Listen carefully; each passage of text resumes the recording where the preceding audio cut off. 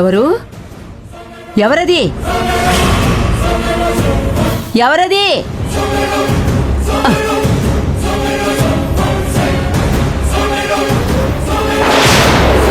ఎవరది?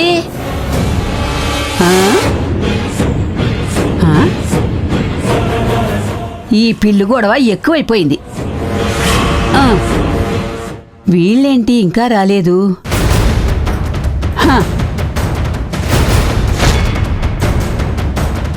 ఈ విక్కీ ఏంటి ఇంట్లో ఎవరూ లేరన్నాడు? ఈ ముసలావిడుంది.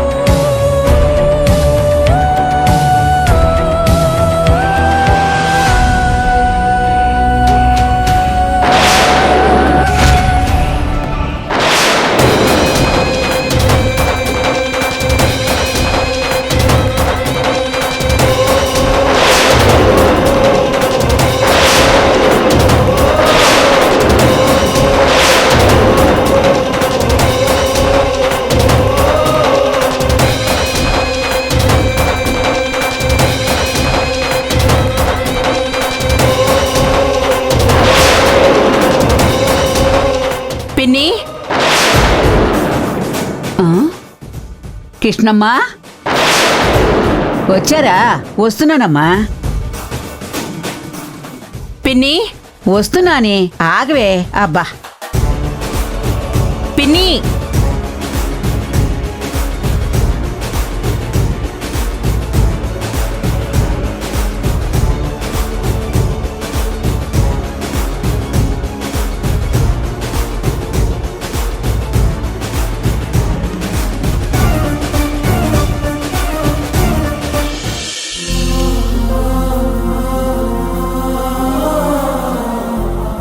ఏమ్మా, ఏమైంది?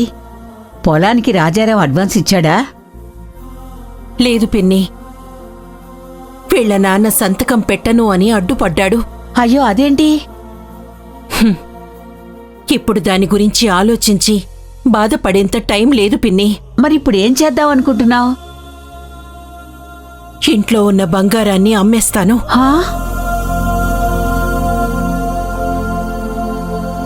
అయ్యో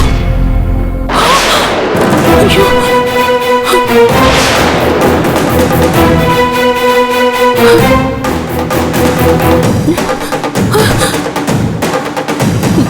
నగలు.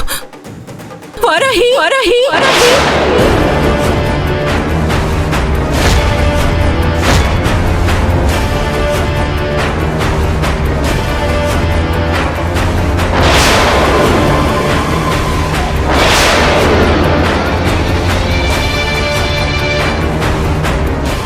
ఎవరో వచ్చి నగలు కాచేశారు. అయ్యో కృష్ణమ్మ, నేను మెలకువగానే ఉన్నాను. ఇంట్లోకి ఎవరొచ్చారో ఎలా వచ్చారో తెలీదు. మధ్యలో ఏదో సౌండ్ అయితే పిల్లేమో అనుకున్నాను. నాదే తప్పు కృష్ణమ్మ. ఇందులో నీ తప్పేం లేదు పిన్ని.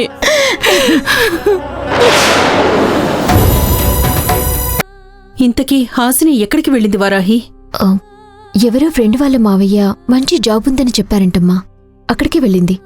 అది జాబ్ కాదు వారాహి, అది జైలుకి వెళ్ళే దారి.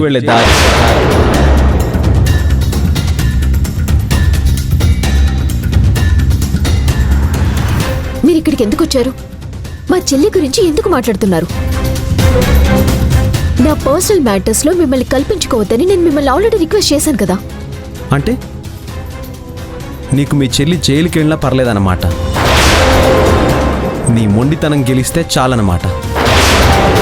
బాబు, ఏంటా మాటలు? అసలే మా ఇబ్బందుల్లో మేముంటే మీరొచ్చి మళ్ళీ మమ్మల్ని ఇబ్బంది పెట్టే మాటలు ఎందుకు మాట్లాడుతున్నారు? అంతేలేండి, ఒక మనిషి మీద చెడు అభిప్రాయాన్ని పెట్టేసుకుంటే ఇక వాడు మంచి చేసినా మీకు అది చెడుగానే కనిపిస్తుంది కదా. ఏంటి నాయనా నువ్వు మాకు చేసిన అంత గొప్ప మంచి?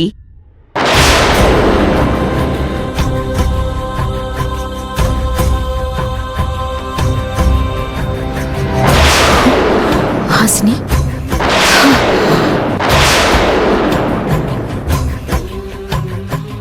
హాసిని, హాసిని,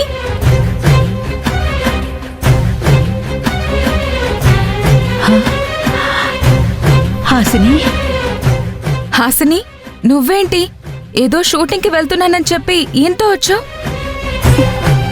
తను ఎక్కడికి వెళ్ళిందో మీకు తెలుసా?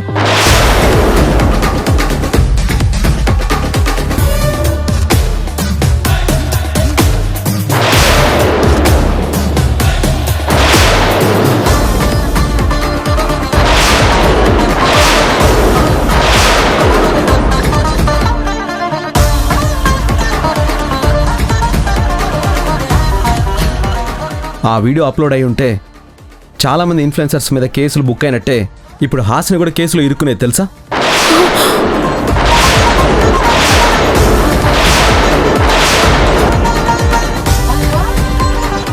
ఏమ్మా, ఏంటిదంతా?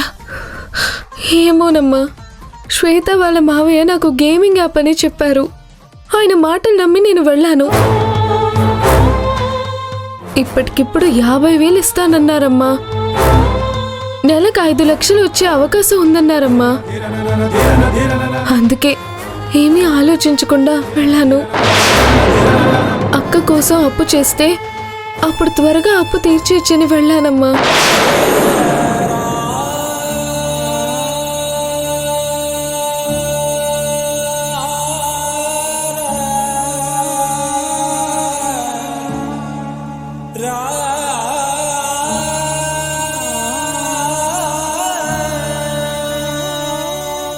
చిన్నపిల్ల కాబట్టి హాసిని కూడా ఆలోచించకుండా అడుగేసింది. నా తల్లే, చిన్నదానివైనా ఎంత పెద్ద మనసేనిది. అక్కని బాగు చెయ్యాలనే ఆతృతలో నీ బాగు మర్చిపోయావు కదమ్మా.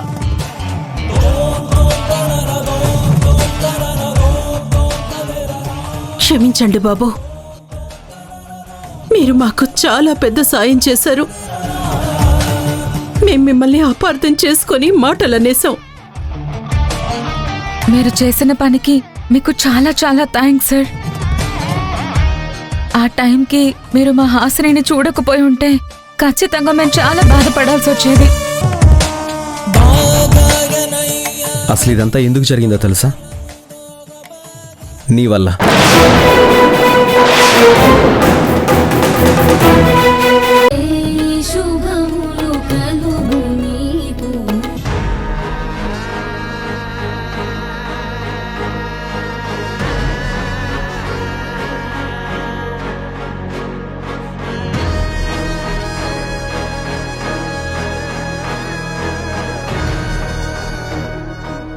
ఓ సాఫ్ట్వేర్ కంపెనీలో హెచ్ఆర్ పోస్ట్ కూడా నెలకి 5 లక్షలు ఉండదు. అలాంటిది ఒక యాప్ ని పబ్లిసిటీ చేస్తే నెలకి 5 లక్షలు ఇస్తారు అనగానే అసలు ఆలోచన లేకుండా ఎలా ఉన్నావు?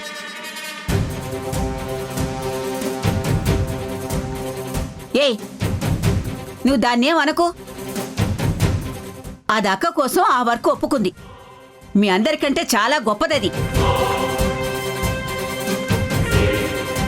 కాదనట్లేదమ్మమ్మా, కానీ ఆ చరణ్ గారికి నాతో ఫ్రెండ్షిప్ చేయాలనే అవసరం లేకపోతే అసలు దీని గురించి ఎందుకు రిస్క్ తీసుకునేవారు?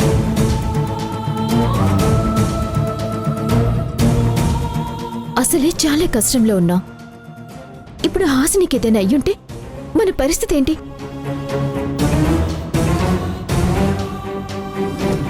హాసిని, నువ్వొకటే గుర్తుపెట్టుకో, అసలు ఏది తేలికగా రాదు. డబ్బు అస్సలే రాదు. ఈజీగా వచ్చేస్తుంది అంటే ఖచ్చితంగా దాని వెనకాల ఏదో పెద్ద ప్రమాదమే వస్తుందని మర్చిపోవద్దు.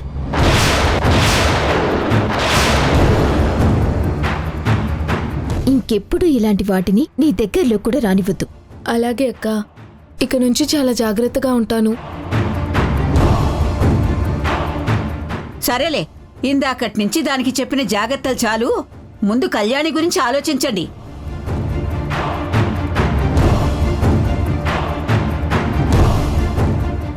ఏమో, ఎంత ఆలోచించినా నాకేమీ అర్థం కావడం లేదు పిన్ని. కళ్యాణికి ఆపరేషన్ చేయించే దారి కనిపించటం లేదు. అన్ని దారులు మోసుకుపోయి అంతా చీకటిగా కనిపిస్తోంది.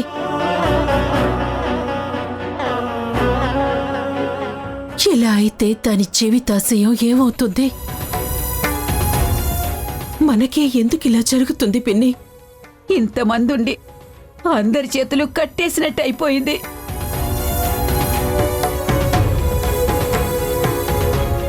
అమ్మా, ఏంటి తల్లి ఇదంతా? ఎందుకు కలిగించావు ఇంత పెద్ద కష్టం మాకు?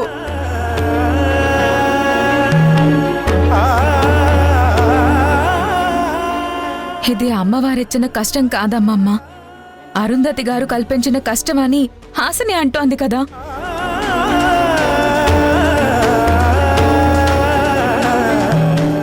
అలా అని మనందరం ఖచ్చితంగా ఎలా అనుకోగలం? ఇంకా ఏంటమ్మా అనుకునేది? కావాలని ఎవరో అక్కకి యాక్సిడెంట్ చేసి ఎస్కేప్ అయిపోయారు.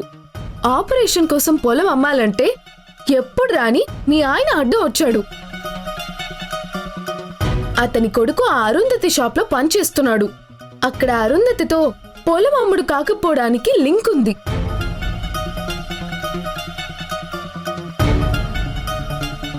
నగలు అమ్ముదామనుకుంటే ఇన్నేళ్లుగా ఎప్పుడో ఒక చిన్న గిన్నె కూడా దొంగతనం జరగని మన ఇంట్లో మనం అమ్మాలనుకున్న బంగారం మాత్రమే దొంగతనం జరిగింది.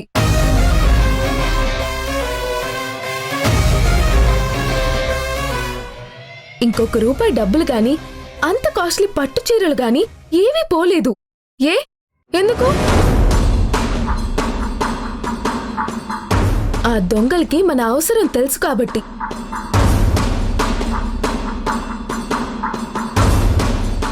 అందుకే మన అవసరం మీద దెబ్బ కొట్టారు. అంటే ఇదంతా అరుంధతి వాళ్ళు చేయించిందే అని క్లియర్గా తెలుస్తుంది కదమ్మా. మనకన్నీ తెలిసినా మనం వాళ్ళని నిలదీసి అడగలమా? ఎందుకు అడగలేమక్క? ఎందుకు మనకి నోరు లేదా? మనం అడిగే వాటికి కావలసిన ఒక్క ఆధారం కూడా మన దగ్గర లేదు. లేదక్క, మనం ఇలా ఊరుకోకూడదు. ఈరోజు మనందరం ఇంత దారుణమైన పరిస్థితిలో ఉండడానికి, ఈ కొద్దిలో ప్రమాదంలో పడిపోవడానికి కారణం వాళ్లే అక్క. పదక్క, వెళ్ళి వాళ్లనే నిలదీసి అడుగుదాం.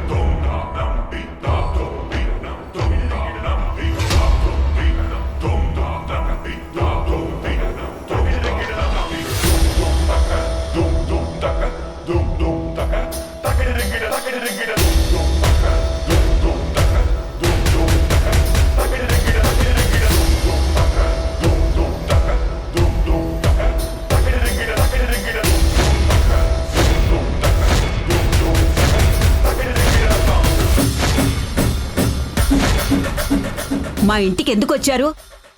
మేమంటే పీకల దాకా కోపం ఉంది కదా. మేం పడుతున్న కష్టం చూసి సంతోషించడానికి వచ్చారా? వెళ్ళండి ముందిక్కడి నుంచి, పోండి. చూడండి, మా పరిస్థితిని చూసి హేళన చేద్దామని వచ్చారని మాకు అర్థమవుతుంది. చూడు, కానీ మేము సాయం చేద్దామని వస్తే ఒకళ్ళు సంతోషపడదామని వచ్చామంటున్నారు, ఇంకొకళ్ళు హేళన చేద్దామని వచ్చామని అంటున్నారు.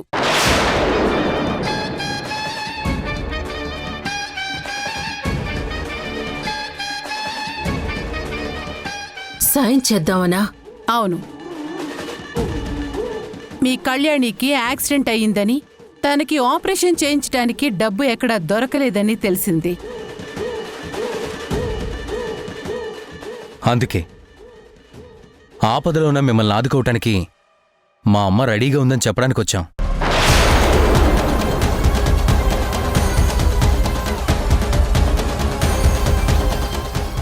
మీకు డబ్బు కావాలని నాకు తెలుసు, కానీ మీ ఫేస్లో చూస్తుంటే నా మీద చాలా కోపంగా ఉన్నట్టు కనిపిస్తోంది.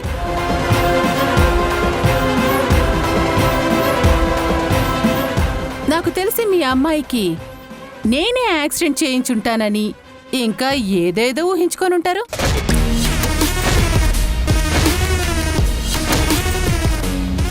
ఎందుకంటే ఈ ఊళ్ళో మీకున్న ఒకే ఒక్క శత్రువు నేనే కదా.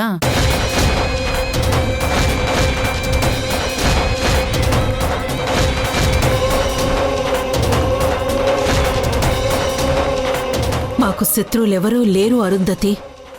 మేమెవ్వరినీ అలా చూడం. నువ్వే మమ్మల్ని శత్రువుల్లా చూస్తున్నావు. అలా చూసే నువ్వు ఇప్పుడు మాకు సాయం చేస్తానని వస్తే మేమేమనుకోవాలి? నీకు కోపం పోయిందనుకోవాలా, లేదా మా మీద జాలి కలిగిందనుకోవాలా? ఏమనుకోవాలి? మీ మీద మా కోపం ఎప్పటికీ తగ్గదు.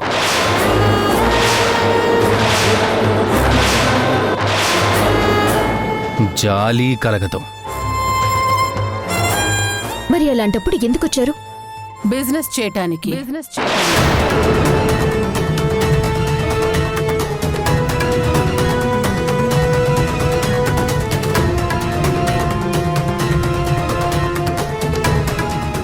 చూడు, నేను బిజినెస్ చేయాలనుకునేది మీ మీద కోపంతోనే.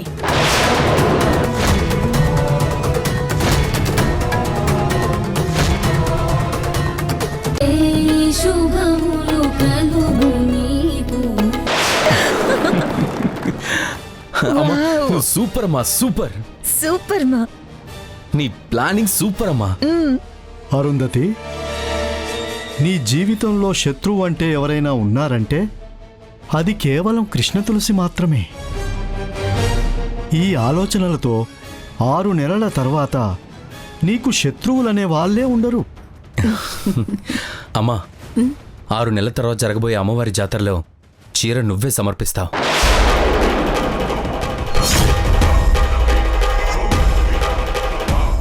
కృష్ణ తులసి, నీ రాక కోసమే నేను వెయిటింగ్.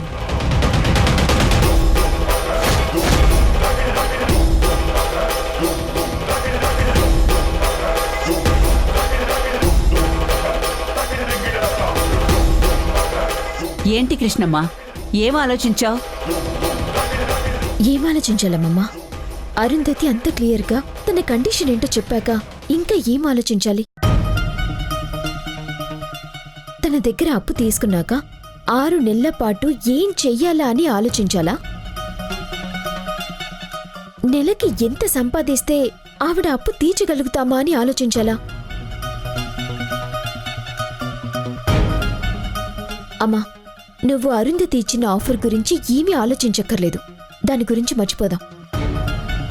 మర్చిపోయి కళ్యాణికి ఆపరేషన్ ఎలా చేస్తావు? ఇక్కడ నీ బాబుగాడి ముల్లేమన్నా ఉందా? ఉన్న బంగారం కూడా ఎవరో ఎత్తుకుపోయారు. పొలాన్ని నాన్న అమ్మకుండా ఆపేశాడు.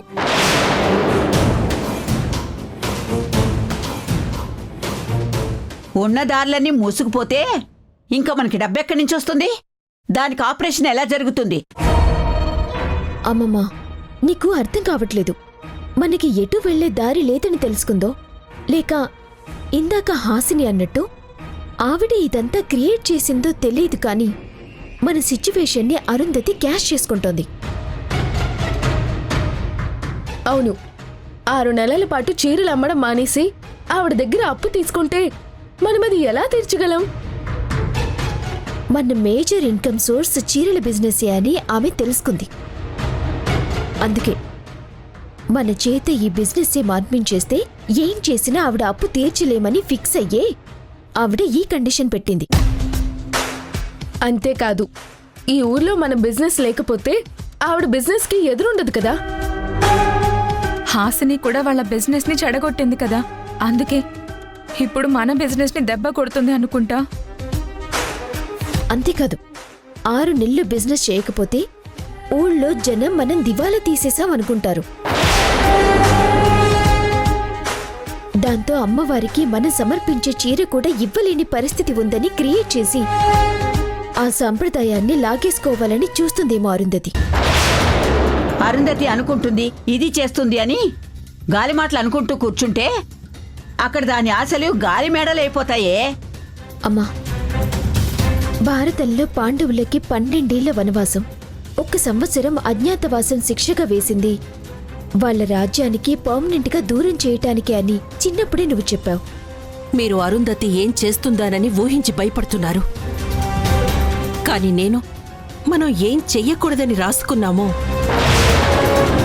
అది చూసుకుని ఏం చెయ్యాలా అని ఆలోచనలో పడిపోయాను. అంటే దేని గురించి మనం అనేది? మనం రోజు చదువుకుంటూ పాటించే 2 నియమాలు ఇప్పుడు నాకు ఒకదానికొకటి శత్రువులుగా కనిపిస్తున్నాయి. ఏంటమ్మా అవి? ప్రలోభాలకి లొంగకూడదు, డబ్బు కంటే కుటుంబం గొప్పది. ఈ 2 నేను ఏ నిర్ణయం తీసుకోవాలో అర్థం కాకుండా చేస్తున్నాయి. డబ్బు కంటే కుటుంబం గొప్పది అన్న నియమం ప్రకారం కుటుంబాన్ని కాపాడుకోవడానికి ఎంత కష్టమైనా పడాలి, ఎంత డబ్బైనా ఖర్చు చెయ్యాలి. కానీ ఆ డబ్బు కోసం అరుంధతి పెట్టిన నిబంధనకి తల వంచాలి. అది ఒక రకంగా ప్రలోభాలకి లొంగిపోవడమే అవుతుంది.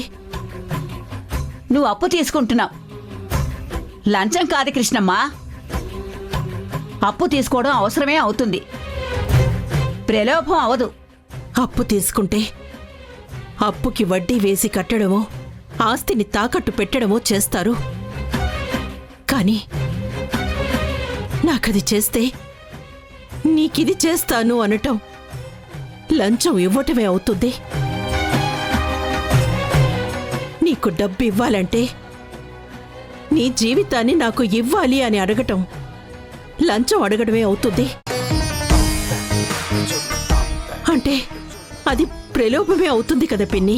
కృష్ణమ్మ, ఈ ఇంటి నియమాలు అప్పుడు నువ్వు ఉన్న పరిస్థితిని బట్టి రాసుకున్నావని నువ్వే నీ పిల్లలకి చాలాసార్లు చెప్పావు. అప్పుడు నీ పరిస్థితి వేరు, ఇప్పుడు నీ అవసరం వేరు. మనిషి పరిస్థితిని బట్టి అవసరాలుంటాయి, అవసరాన్ని బట్టి విధానాలు మారుతుంటాయి. ఈ నియమాలు నువ్వు నీ కూతుళ్లతో కలిసి బాగా బ్రతకడానికే పెట్టుకున్నావు. కానీ ఇప్పుడు నీ కూతురి బాగు చేదాటిపోతుందమ్మా.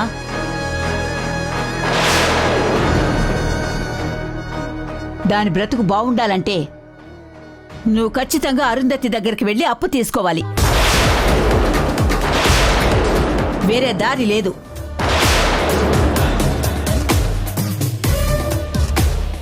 ఒక్క విషయం ఆలోచించు కృష్ణమ్మ, నువ్వీ అప్పు తీసుకోకపోతే నీ కూతురు జీవితాన్ని నీ చేతులారా నాశనం చేసిన దానివి అవుతావు. నువ్వు పెట్టిన నియమాల వల్ల దాని ఆశయాన్ని నాశనం చేసినట్టు అవుతుంది. ఆ నియమాల అంతిమ లక్ష్యం అదే అయితే అలాగే నీ ఇష్టం.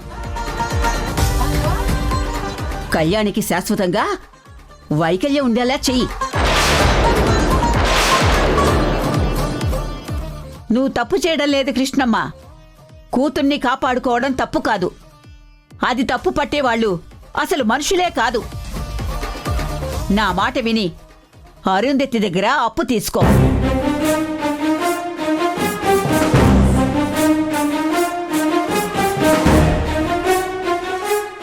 మీరేమనుకుంటున్నారమ్మా?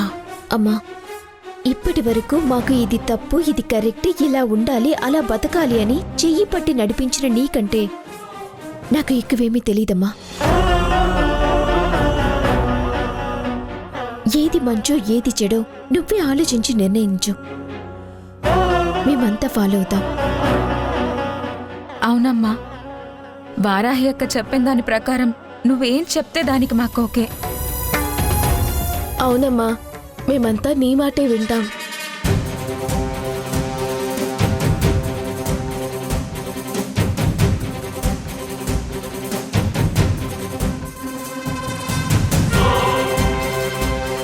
సరే, అయితే అందరికీ నా నిర్ణయం చెప్తున్నాను.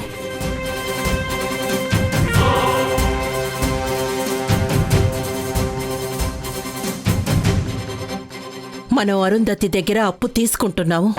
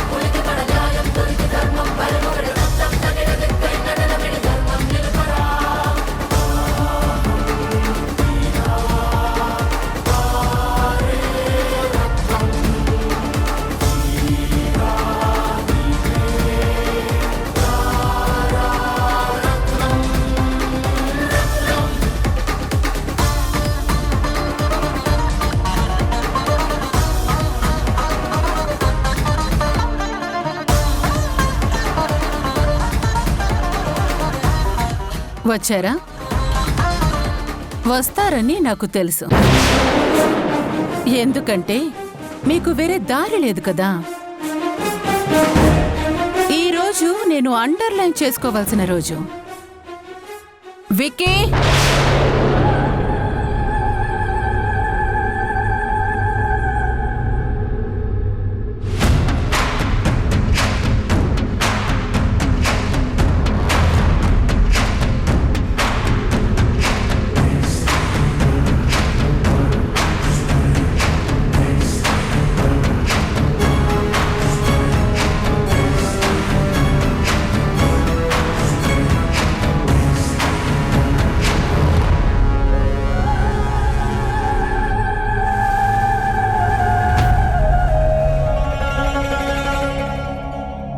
రండి, కూర్చోండి.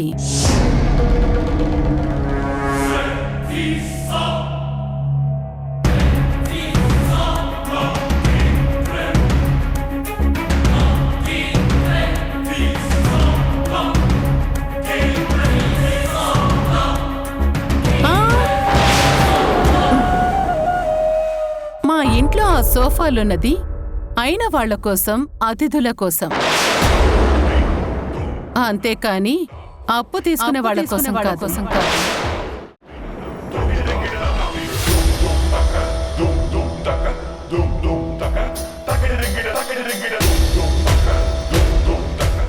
వికీ, నిన్ను తల దించుకునేలా చేసిన వాళ్ళు మానింటికొచ్చి తల దించుకున్నారు. చూడు. అమ్మా, ఎగ్జాక్ట్గా నేను ఎలాంటి పిక్చర్ చూడాలని నా మైండ్లో అనుకున్నానో అదే చూపించావమ్మా.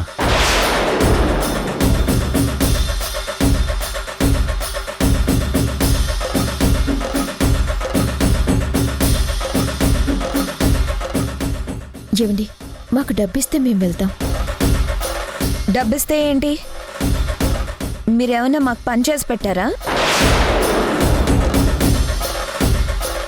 డబ్బిస్తే అని అనకూడదు, అప్పిస్తే అని అనాలి.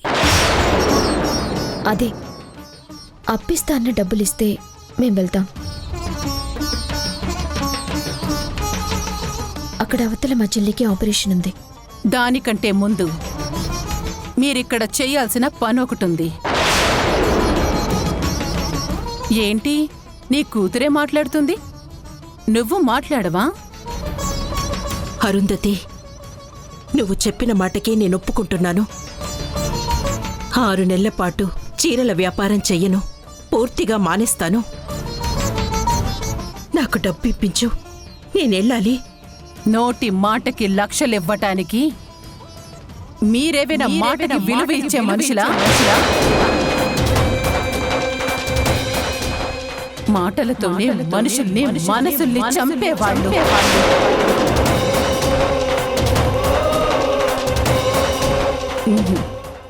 నోటి చివరి మాట కాదు, నోటు మీద మీ మాట ఉండాలి.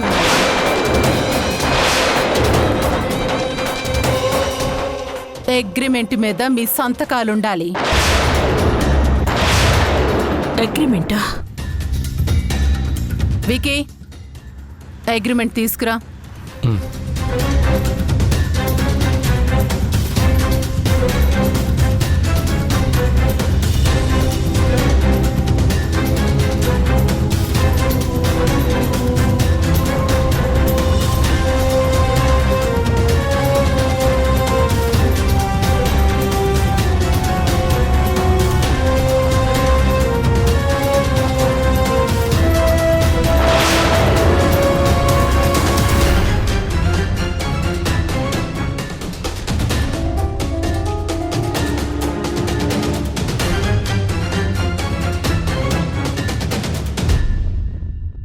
ఆ అగ్రిమెంట్లోని కండిషన్స్ని చదువు.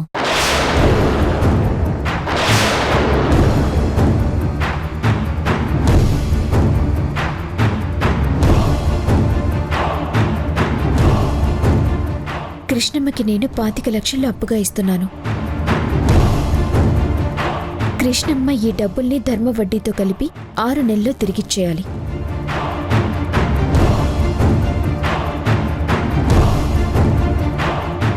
ఇవ్వలేకపోతే అప్పుడు తను తన కుటుంబం నేను చెప్పినట్టు చేయాలి.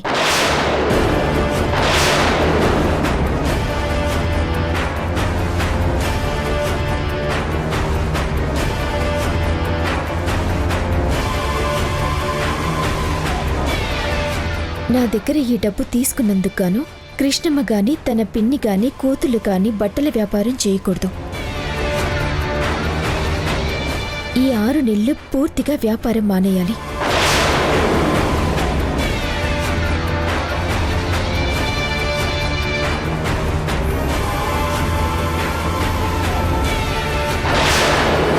ముఖ్యంగా ఈ అప్పు విషయం కానీ ఈ కండిషన్స్ విషయం కానీ బయట ఎవ్వరికీ చెప్పకూడదు. చెప్తే దీనికి రెట్టింపు డబ్బు తిరిగివ్వాలి.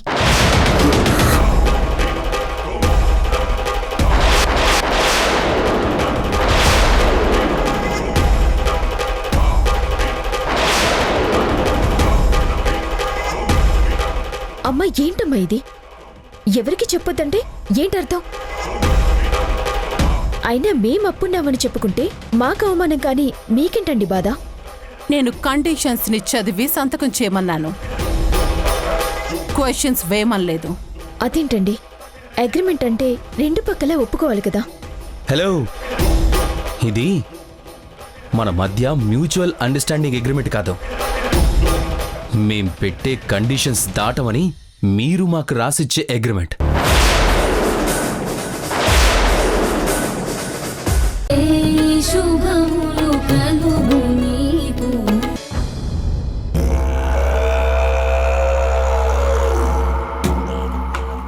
అమ్మా, అగ్రిమెంట్ విషయంలో నాకు ఒక డౌట్ ఉండిపోయింది. దాంట్లో లాస్ట్ పాయింట్ ఉంది కదా, వాళ్ళకి మనం డబ్బు ఇచ్చిన విషయం, వాళ్ళతో అగ్రిమెంట్ చేయించిన విషయం బయట చెప్పకూడదని ఉంది. ఎందుకు? ఎందుకంటే వాళ్ళ బిజినెస్ వాళ్ళే ఆపుకున్నారని తెలిస్తే జనం దృష్టిలో వాళ్ళు పిచ్చోళ్ళవుతారు. అదే మనం ఆపించామని తెలిస్తే ఈ ఊరందరి ముందు మనం దోషులమవుతాం. మన బిజినెస్ క్లోజ్ అయిపోతుంది. ఎస్, నువ్వు చెప్పింది సూపర్గా ఉందమ్మా. అగ్రిమెంట్లో నువ్వు చేసింది చాలా పర్ఫెక్ట్గా ఉంది. ఆ రూల్ దాంట్లో పెట్టకపోతే వాళ్ళు ఖచ్చితంగా బయట అందరికీ మన గురించి చెప్పి బ్యాడ్ చేసేస్తారు. మెయిన్గా ఆ హాసిని ఆ అగ్రిమెంట్ మీద రీల్ చేసి తన ఛానల్లో పెట్టేస్తుంది. హాయ్ రేఖా. హాయ్ విక్కీ. ఓ ఆంటీ, మీరు కూడా ఉన్నారా? ఇదేంటి తలుచుకోగానే వచ్చేసింది? మనల్ని వదిలిపెట్టదు ఈ దెయ్యం.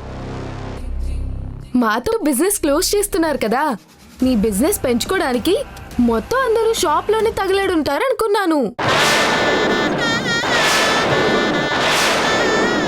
ఆ ముసలైన తప్ప షాప్లో ఎవ్వరూ లేకపోయేసరికి ఇదిగోండి ఇంటికొచ్చాను.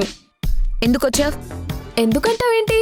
3 గంటల సినిమా మొత్తంలో మర్డర్లు, దోపిడీలు చాలా అందంగా చూపించేసి ముందు మాత్రం 18+ వాళ్ళకి మాత్రమే అని ఓ చిన్న క్యాప్షన్ వేసి మా తప్పేమీ లేదు అన్నట్టుగా చూపిస్తారు కదా.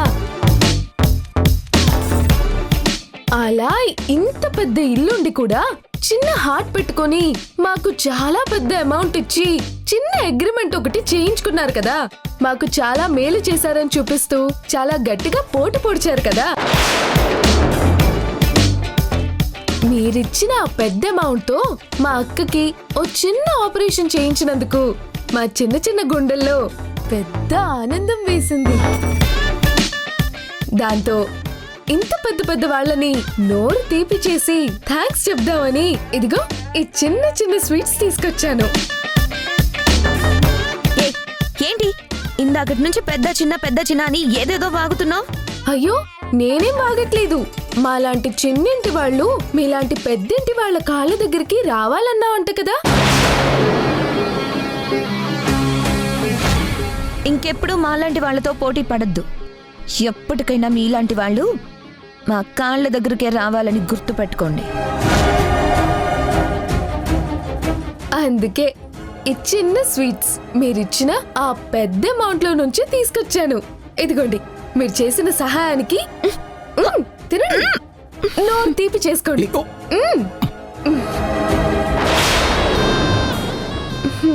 అయినా 6 నెలల్లో మీ అప్పు తీర్చలేమని మీరు సంతోషపడకండి.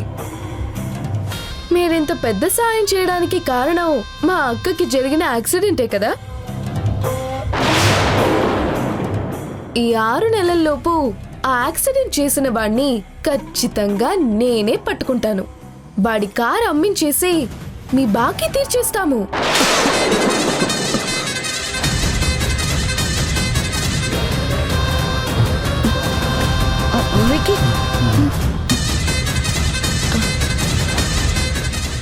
అయ్యయ్యో, వాణ్ణెవన్నో పట్టుకుంటానంటే నీకు పొలమారిందేంటి? వాడికి నీకు ఏదైనా పరిచయం ఉందా?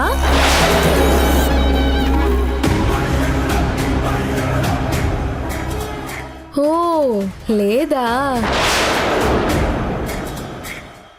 అయితే ఓకే. అయినా మీకు విషయం తెలుసా? మా అక్కకి యాక్సిడెంట్ చేసిన కారు చాలా కాస్ట్లీ కార్ అంట. నీకెలా తెలుసు? యాక్సిడెంట్ చేసి వాడు మెయిన్ రోడ్ ఎక్కాడంట. వెంటనే అది ఆ రోడ్లో ఉన్న సీసీ కెమెరాలో పడిందంట. ఆ టైంలో ఆ కార్ తప్ప ఇంకే కారు రాలేదట. అయితే ఆ కారు నేను అస్సలు బయటికి తీయకూడదు.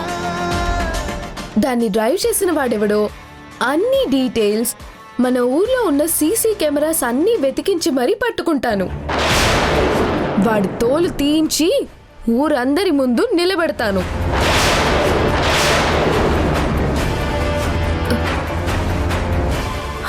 ఏంటంటే పెద్ద పెద్ద గుడ్లేసుకొని ఈ చిన్న పిల్లని ఉరిమురిమి చూస్తున్నారు? ఇదేంటి రివటలా ఉంది? ఇంత కష్టం వచ్చినా అస్సలు టెన్షన్ పడకుండా చాలా క్యాజువల్ గా కూల్ గా మాట్లాడిస్తుందేంటా అనా? మీ అప్పు మీకు తిరిగిచ్చేస్తాం కదా, ఇంకెందుకు టెన్షన్? ఏంటి నమ్మకం లేదా? ఓ, ఆ కార్ దొరకకపోతే అప్పులు తీర్చలేరు కదా అనా? మీరు భలేవారు ఆంటీ. మేమింతమంది ఉన్నాం, తలా జాబు చేసేనా మీ పాతిక మీకిచ్చేలేమా?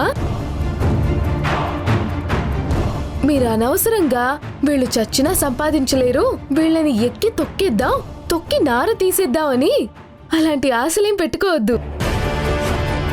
ఎవరినైనా ఎక్కి తొక్కి నారదీయాలంటే ఈ ఊర్లో నేనే అని నేననట్లేదు, నా సబ్స్క్రైబర్స్, నా ఫాలోవర్స్ అంటుంటారు.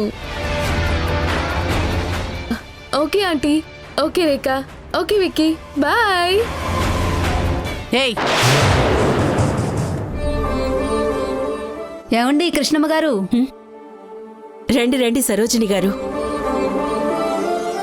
అదే మొన్న చెప్పాను కదా, నాకు నచ్చిన కలర్ శారీ ఏమన్నా తెప్పించారా? సిల్క్ పట్టు చీర మీకు నచ్చిన కలర్ లేదన్నారు కదా, అదే తెప్పించానండి. ఉండండి తీసుకొస్తాను, కూర్చోండి. అలాగే. ఇదిగోండి. ఇదే కలర్. అబ్బా ఎంత బాగుందో, ఒక్కసారి ఓపెన్ చేస్తారా? అలాగేనండి. ఇదిగోండి, వేసుకోండి. చూడండి, ఈ శారీ అంచు చూసారా ఎంత బాగుందో? ఇదేంటి కృష్ణమ్మ చీరలు అమ్మేస్తుంది?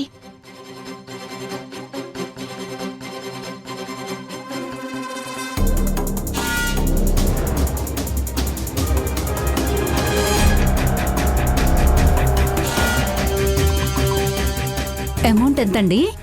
34,450 రూపాయలు. అమ్మో, అంత కాస్టా? డిస్కౌంట్ ఏమీ లేదా? మీకు తెలుసు కదండి, ఇన్నేళ్లుగా బిజినెస్ చేస్తున్నాను.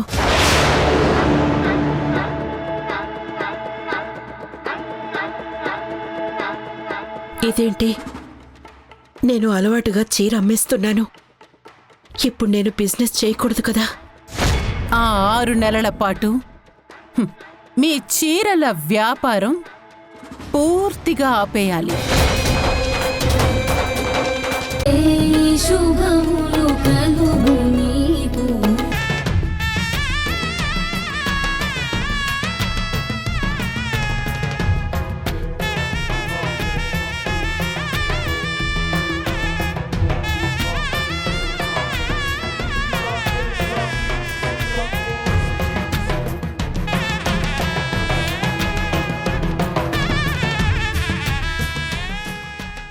ఇన్నేళ్లు అలవాటు పడిపోయిన వ్యాపారం, కుటుంబాన్ని పోషించిన వ్యాపారం మన జీవితంలో ఓ భాగమైపోయి మన రక్తంలో జీర్ణమైపోయిన వ్యాపారం.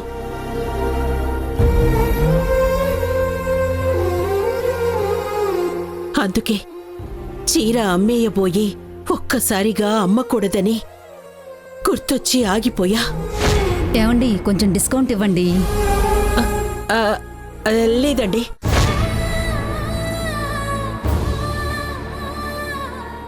నాకేంటో నా ఒంట్లోంచి ఓ భాగాన్ని కోసి ఎవరో తీసుకెళ్ళిపోతున్నట్టు, కంటికి కనిపించని ఉక్కు చేతులతో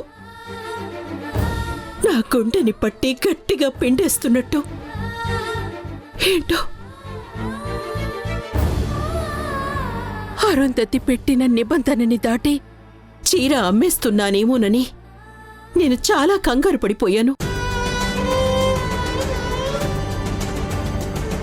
కానీ అది మన రక్తంలో జీర్ణించుకుపోయిన సంప్రదాయమని గుర్తొచ్చి అంతకంత బాధపడిపోయాను. ఇదంతా నా వల్లే కదమ్మా, అసలు యాక్సిడెంట్ లో నేను పోయినా. కళ్యాణి, ఇదంతా ఇలా అవటానికి కారణం నీకిలా అవటం కాదమ్మా. నేను బిజినెస్ చెయ్యను అని మాటిచ్చాక కూడా ఈ చీరలన్నీ ఇంట్లోనే ఉంచటం కారణం. అవి ఇంట్లోనే ఉంటే ఈ ప్రమాదం మళ్ళీ మళ్ళీ జరిగే అవకాశం ఉంది. వెంటనే మన ఇంట్లో ఉన్న చీరలన్నీ తీసేయాలి. అవునమ్మా, మొత్తం అన్నీ ఖాళీ చేసేసి ఈ 6 నెలలు ఎక్కడైనా పెట్టేయాలి. మొత్తం బట్టల ర్యాకులన్నీ ఖాళీగా అయిపోయి మనం బిజినెస్ చేయకూడదు అని అనుక్షణం మనకి గుర్తు చెయ్యాలి. వద్దమ్మా, మీరెవ్వరూ బాధపడకండి.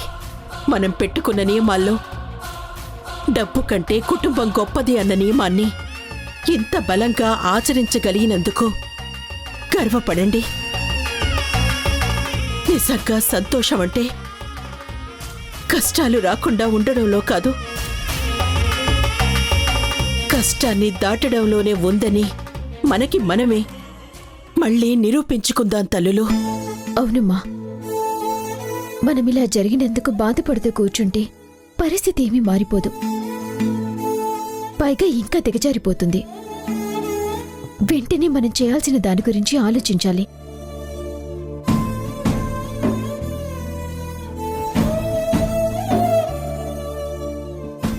మనకున్న టైం 6 నెలలే. ఈలోపు 25 లక్షల అప్పు తీర్చడానికి మనకున్న దారులేంటో చూసుకుని వెంటనే ఆ పనులు చేయాలి. 6 నెలల్లో అంత డబ్బు సంపాదించాలంటే మొత్తం మనందరం కష్టపడాల్సిందే. అలాగేనమ్మా, కష్టపడదాం.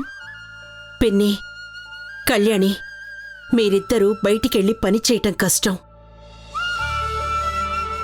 కాబట్టి మేం నలుగురం కష్టపడతాం. అలా అనకమ్మా.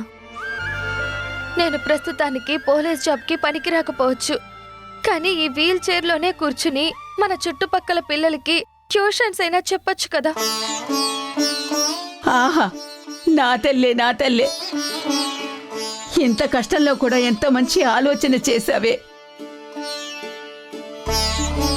నేను కూడా స్కూల్ టైమింగ్స్ అయిపోయాక ఈవినింగ్ నుంచి రాత్రి వరకు చేయగలిగే పార్ట్ టైం జాబ్ ఏదైనా చూసుకొని చేస్తానమ్మా. నేను కూడా నా సబ్స్క్రైబర్కి జాబ్ రిక్వెస్ట్ పెట్టాను. ఏదైనా మంచి ఇన్కమ్ వచ్చే జాబ్ కానీ ప్రోగ్రామ్ కానీ సెట్ చేసుకుంటాను. నేను జాబ్ చేస్తానమ్మా. ఇక మన ప్రయత్నాల్ని మనం మొదలు పెడదాం. ఆ అమ్మవారే మనకు తోడుగా ఉంటుంది.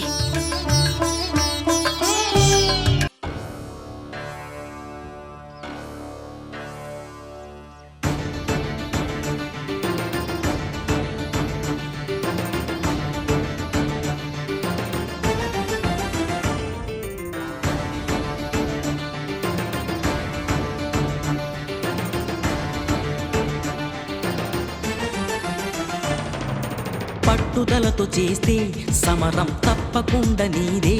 విజయం కష్టపడితే రాదా, ఫలితం పదరా సోదరా. నీ ధైర్యం తోడై ఉండగా ఏ సాయం కోసం చూడక, నీ ధ్యేయం చూపే మార్గంలో పోరా సూటిగా. ఏనాడు వెనకడుగేయక, ఏ అడుగు తడబడనీయక, నీ గమ్యం చేరేదాకా దూసుకుపోరా సోదరా.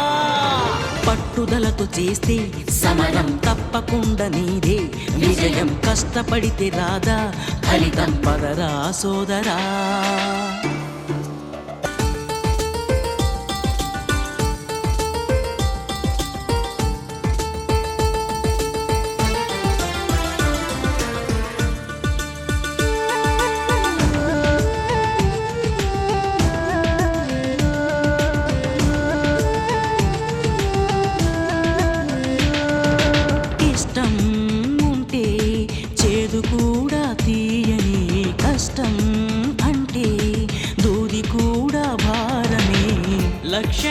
చక్కటి వ్యాపారం ఆపేసి ఈ దిక్కుమాల పనులు ఎందుకు చేయడం? అవునక్క. లక్షలాది మంది లేరా మందగా, పంతం పట్టి పోరాడందే కోరిన వరాలు పొందలేవు కదా. పట్టుదలతో చేస్తే సమరం తప్పకుండా నీదే. విజయం కష్టపడితే రాదా, ఫలితం పదరా సోదరా.